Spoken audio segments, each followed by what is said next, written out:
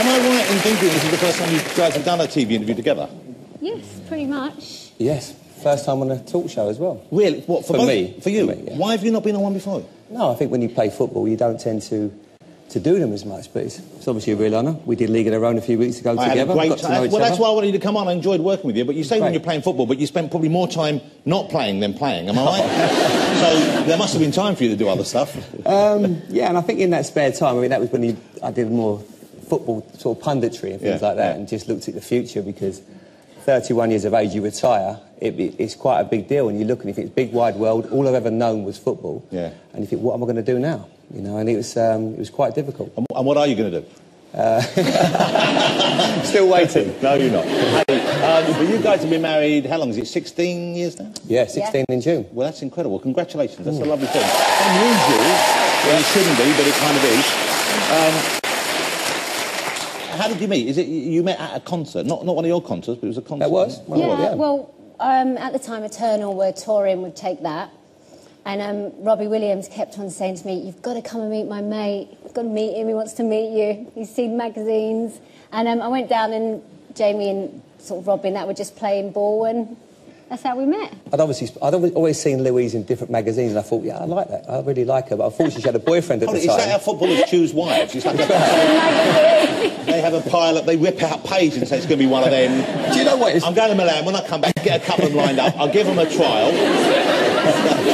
Well, it was a bit like that, because when you're a player, you very often you have sort of football magazines, and you say your favourite film, favourite actor, favourite pop star, and they will always just say Louise. And was it because did you actually like the music of Eternal? Was Massive it just, fan. Always. You liar. Yeah, was what was the one though? What was the? What was one of your songs? No, lots of them. Yeah. No, never you were a fan, were you? Of course I was. Yeah, I loved Eternal. I've got to say that. You've got two boys. Yes. Okay, so two boys. Would you have liked a girl as well? Was that something? I mean, because having boys is lovely, I'm sure, but they're as football mad as Jamie and Harry, aren't they? Yeah, they're completely into their football, and it's really cliche, but for me to have two children, I am so incredibly grateful. But at the same time, it's not now that I think, because the boys are fab, and they go off to football and I have my bit of time, but I know how close I am to my mum, and I just think, am I going to not have that in years to come? Like, I don't know, there's that mum and daughter thing, but I know I'll be close with the boys, and I'll make an effort to always, you know, be part of their wives' lives and that. And do they let you, are you allowed to dress them? Are you allowed to kind of like take them out of their comfort zone and... Football kits. That's it. Honestly, and there's so many nice clothes for kids out there, and they get up, they choose their own football kit. I'm not even allowed to get involved in like matching colours with tracksuits. I mean, they literally get themselves dressed. Football kits. We can be in the best restaurant in the world, can't we? And they wear football kits. They do I love it though. When you're away, you can always tell a British family abroad, because there'll be a couple of kids towing them behind them. Oh, we are so quick to very chabby, when we go to Mallorca in the summer, and people like looking quite smart, and then the kids just come along in QPR kits or Liverpool kits, you know. And they wear football boots as well. they wear the football boots out. Can I ask you about your dad, Jamie? Of course. Okay, because we all know Harry Redknapp, okay? Any time the England managership comes up, his hat's thrown in the ring, and people think, OK, he's going to get it this time. And he's never actually been offered it properly, has he? Is that because he is seen as too controversial by the FA, do you think? Because I think there was a kind of groundswell of public opinion that he would be good. I think there was genuinely a lot of people wanted to see him in the job. Yeah, well, I think it was after last year, really. I think once... it's been incredible, probably 8 months for my dad, because from having the court case, which is very traumatic for the whole family, then obviously that went well. Then Fabio Capello, it was that evening actually, we were out for dinner, sort of celebrating obviously the verdict. And then Fabio Capello resigned, and then we thought, well, probably by the end of the season he'll be the England manager, and that was everybody, I think the public wanted him to be the manager. He's very honest, my dad. When people would ask him if he should be the manager, he was like, yes, OK, of course I'd love to manage my country, anybody would. But I think people misconstrued that as him pushing himself for the job, which he never once did. And then they decided to give it to Roy Hodgson, which was, listen, fair enough, Roy's a nice guy, and he's obviously a very good manager, but I personally felt he should have got the job. I think he'd have done a great job. I think people like him. Listen, I can speak from working with him. He was my manager, And also, obviously, when you were a kid, I'm assuming you knew him then. I've known him all my life. So, but even as a kid, he was your manager, wasn't he? I mean, absolutely, you worked with him. So that was that difficult for you, though, with the other players knowing, you know, he's your dad? It was difficult, because I was sort of 16, 16 years, that's a lovely picture there with Charlie. Look at that, though. Yeah, that was when they won the FA Cup. No, it was difficult because sometimes you'd be in a dressing room environment and the players would be talking about my dad, sort of slagging him off because sadly one person's not happy and he's not playing. And I'd walk in and they'd all sort of stop talking. Yeah. So that wasn't easy. And I'd just join in and give him stick as well. But Louise, you've just named something after Harry, haven't you? I've recently brought out a new makeup brand. We decided to name all the products after family, pets, you know, anybody that meant something. Okay. And Harry was varnish. So you named one of the nail varnishes after Harry? Yeah. I just kind of the way it all came, we were just sort of like delegating names with colours, and Harry was a kind of nudie nail varnish. I don't even know if he knows he's a nudie nail varnish, actually. Well, I think in that photograph someone just told him, I think, possibly. So is it the same colour as his face, the nail varnish? Maybe similar, maybe very nudie. Have you told him? No, but I'm a toenail varnish as well, aren't I? No, not a toenail varnish. Normal nail varnish goes on your toes and your fingers.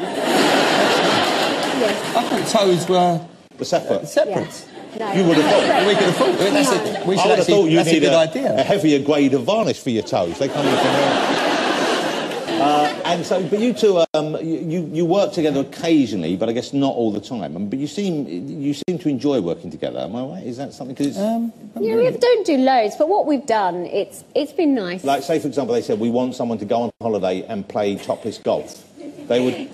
No, if you start, you'll never forgive me about this because I get the blame for that shot. Okay, so this was an advert. We won't mention it, but did you see the adverts they did for a very well-placed holiday company? And you did get some stick for this, didn't you? Oh, loads, bundles. But this was the shot. I think this is what it was, the topless golf shot, and you're like, oh no, that's honestly. That was my fault. That is your fault. It was. How is it your fault? You hid his shirt or something? How was it your fault? No, don't even. You know, he was moaning about doing it, and you know what it's like. Everybody's there on the set. Everyone's going, "This is a great idea. It looks really cool and arty." Well, look, you've got a very good. nice body.